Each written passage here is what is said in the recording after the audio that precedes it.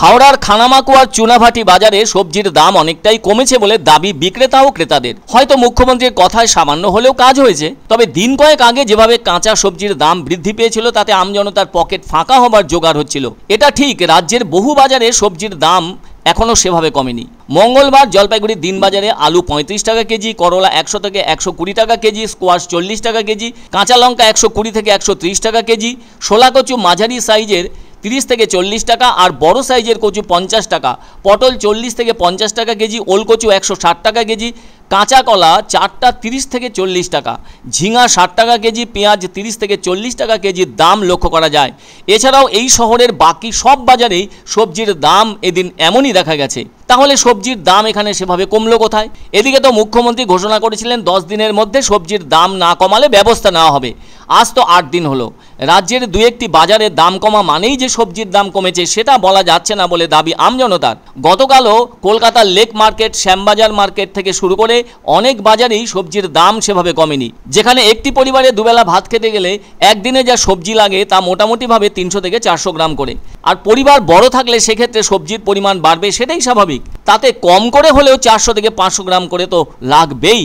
এর সাথে দাম হিসেব করলে বোঝাই যাচ্ছে কত টাকা ডেইলি লাগছে সবজির জন্য। এমন দামের জায়গা থেকে মধ্যবিত্তদের যেন নাভিশ্বাস উঠেছে। এদিকে মুখ্যমন্ত্রী মমতা বন্দ্যোপাধ্যায় আগেই ঘোষণা করেছিলেন মূল্যবৃদ্ধি নিয়ে 7 দিন অন্তর বৈঠক করবেন। আর তাই 9ই জুলাইয়ের পর আজ কিন্তু 16ই জুলাই। আর এদিন মুখ্য সচিব বিপি গোপালিকার নেতৃত্বে প্রথম বৈঠক। এই বৈঠক ডাকা হয়েছে অর্থ দপ্তর, কৃষি দপ্তর, কৃষি বিপণন দপ্তর, হর্টিকালচার, পঞ্চায়েত সহ সব মিলিয়ে 11টি দপ্তরকে।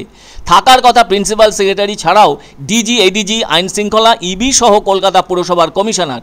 সেই সাথে এদিন মুখ্যমন্ত্রী এতগুলো দপ্তরকে নিয়ে বসছেন বৈঠকে বলে জানা গেছে। সবজির দাম প্রসঙ্গে পরিস্থিতির কোনো পরিবর্তন হলো? এই বিষয়ে খতিয়ে দেখতেই এদিনের এই বৈঠক। অথচ জলপাইগুড়িতে সোমবার দিনবাজারে সবজির দাম সংক্রান্ত ব্যাপারে পরিদর্শনে এসেছিলেন জেলা শাসক সমা পারভিন। তিনিও বেশ কিছু বিক্রেতাকে ধমকও দিয়েছিলেন, কিন্তু সেটা ওই পর্যন্তই। ওই ধমক যে কাজে লাগেনি সেটা মঙ্গলবারের বাজারে পরিষ্কার বোঝা গেছে। দাম সেভাবে কমেনি। সবজির এই ফাটকা কারবার যারা চালাচ্ছে তাদেরকে কিন্তু কোনোভাবেই ধরতে পারছে না প্রশাসন।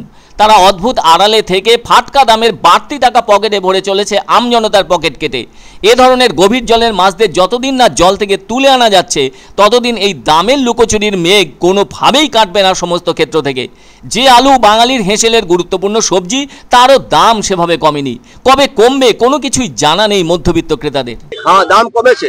আগে 60 টাকা 70 টাকা সব, এখন 30-40 অনেক কমেছে। সাংঘাতিক ভাবেই বেড়েছিল, সেইভাবে আবার যে একদম কমে গেছে সাংঘাতিক ভাবে তাও না। যেটা 100 টাকা হয়েছিল ওটা 70-80, কখনো কেউ 60 এই নিয়েছে, কিছুটা বেশি না। প্রচুর বেড়ে গেছিল, এখন ওই সামান্য মানে 19-20 আর কি।